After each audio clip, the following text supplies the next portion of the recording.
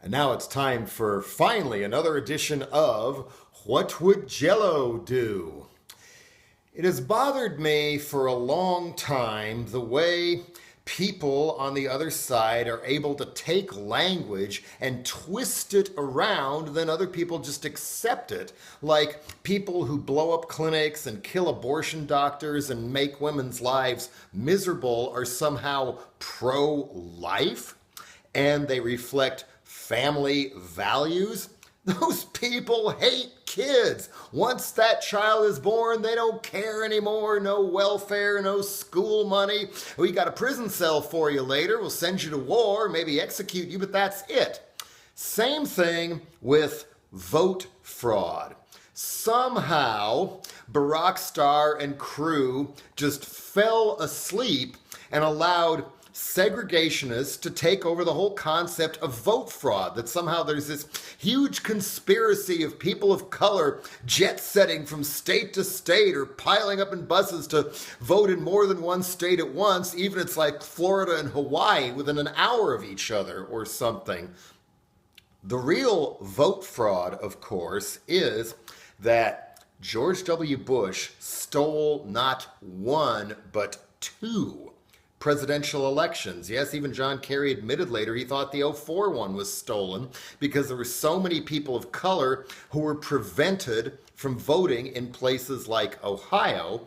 And of course, the other big myth that infuriates me is that somehow Ralph Nader was the cause of Al Gore not becoming president in 2000, even though Lieberman worked with the other side once Florida was such a mess, and there was all kinds of evidence that it wasn't just dimply old Jewish lady chads in South Florida, but massive, yes, vote fraud in the form of crossing all these people of color off the voter rolls, claiming they're convicted felons, even convicted of a crime in 2020 or even 2080 or something, and they weren't allowed to vote. Or locking the student union at Florida A&M University in Tallahassee, literally across the tracks from Florida State, so all the people in the dorms at Florida A&M, known as the black school, weren't allowed to vote. It went on and on and on. And of course, many of you know about a book called The Best Democracy Money Can Buy by GREG PALAST, who actually found the documents showing how people were getting crossed off the voter rolls and how you could monkey with electronic voting machines in places like Florida and Ohio. And for all I know, those machines are still there.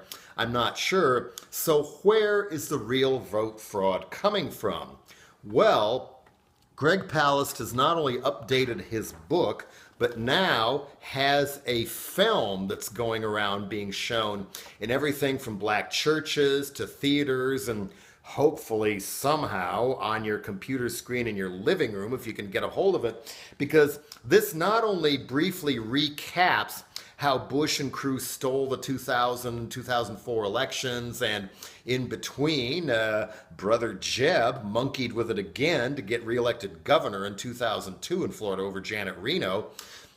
Where was the Obama administration? The same place they were when they did not go after the Bush administration for war, and Cheney and Rumsfeld for war crimes, did not go after the real vote fraud, did not go after Wall Street. You name it, this is the result. The new myth of vote fraud.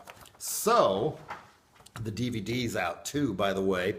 Now they have another scam that could well still make Donald Trump president, even if Hillary Clinton gets 65% of the vote. It's called Crosscheck, and exposed in detail here, the brainchild of a rising star of the scary-ass organized extreme right, the Secretary of State of Kansas, who has come up with this thing called Crosscheck, where it's a big computer database where states can opt in and check and see how many people's names match that of a person in another state.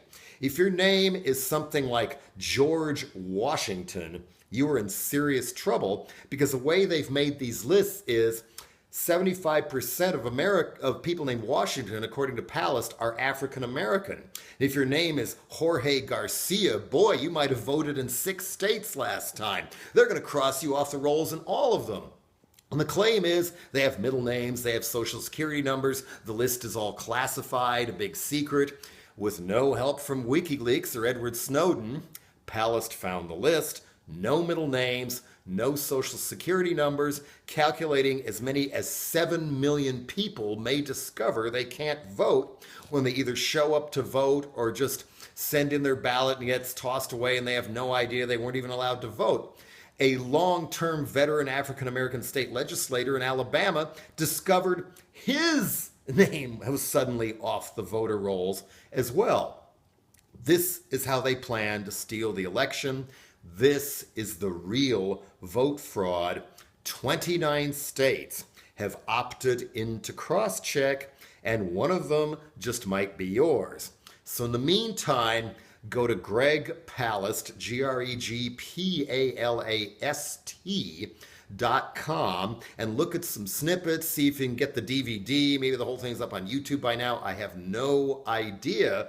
And even if Trumpenstein goes down in flames and his comb over melts and you find the white hood hidden up in there or whatever, the states who've opted in are also the ones who have really tight Senate races like Wisconsin, Pennsylvania, etc., where they're trying to get rid of Tea Party lunatics who got in 2010 as a way of making sure the Supreme Court stays at 8 people for the next 4 years, things like that. And let's not forget that our buddies, the Koch brothers and others who've organized all this, it's not all about president.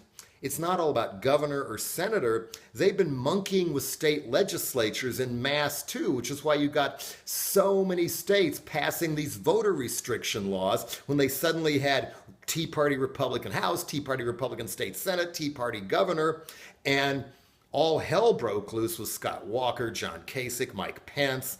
Oh, what's the one in Michigan? Snyder, Christie, the one in Pennsylvania, the one in Maine, you name it. This, folks, is the real vote fraud. So as hilarious as it's been to see Trumpenstein say things like China should invade North Korea in the first debate, and somehow now the election is rigged against him as a way of pushing this myth when it's actually being kind of rigged for him or people like him, he even complained before this third debate that the media was conspiring to rig the election because people made fun of him on Saturday Night Live. The moral of the story being, whatever you do, don't let this prevent you from voting at all. Again, it's important to read down the ballot who's running for governor, state legislature, city council, school board. Religious right loves the school board. And of course, all those ballot initiatives for rent control, decriminalizing cannabis, etc. You know what to do. As Ed Schultz used to say before they threw him off TV, let's get to work.